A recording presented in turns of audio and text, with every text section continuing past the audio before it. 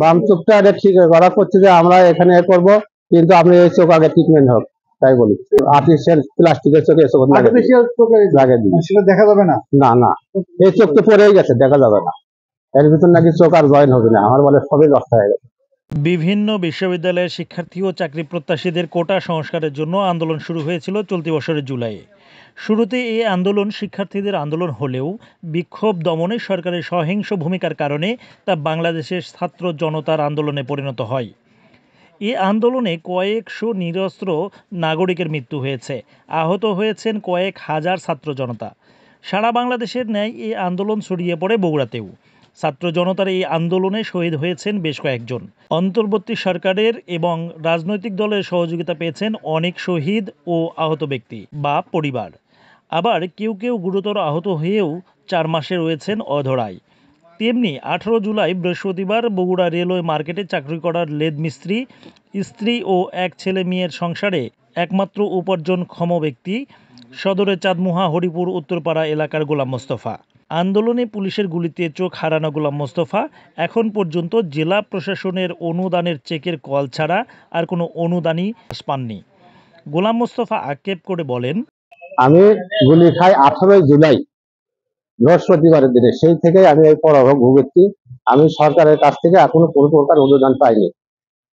একটা স্থানীয় চেক আছে, প্রশাসনের কাছ থেকে পাইছেন কিনা? স্থানীয় প্রশাসন, স্থানীয় প্রশাসনের কাছ থেকেও পাইনি। এখন ঘটনা হলো কি যে আমার নামে একটা চেক আসছে, ডিসির কাছ থেকে আমি পাবো। ডিসি বলছে যে আপনি এসে চেকটা নিয়ে যাই।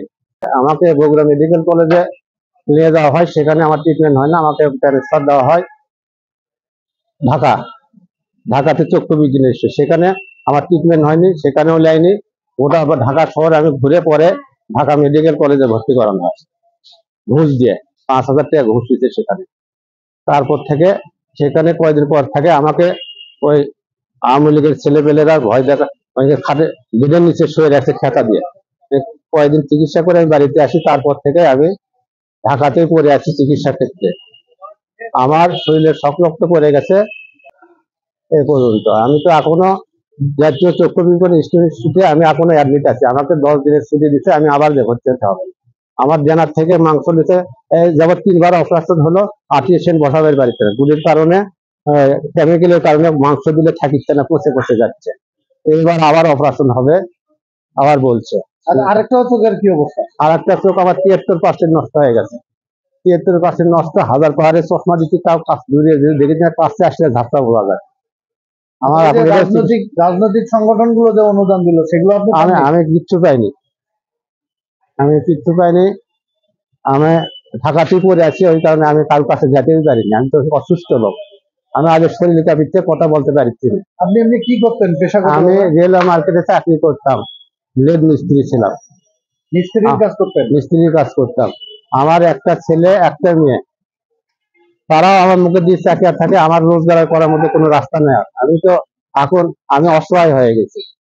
আমি পরিবার এখন অস্বাভাবিক ভাবে আছে। আমি কোনো মতে ডাল ভাত খাই, কোনোদিনই খাই, কোনোদিনই খাই না, এইভাবে আছি। আমি তো ঢাকাত করে আছি।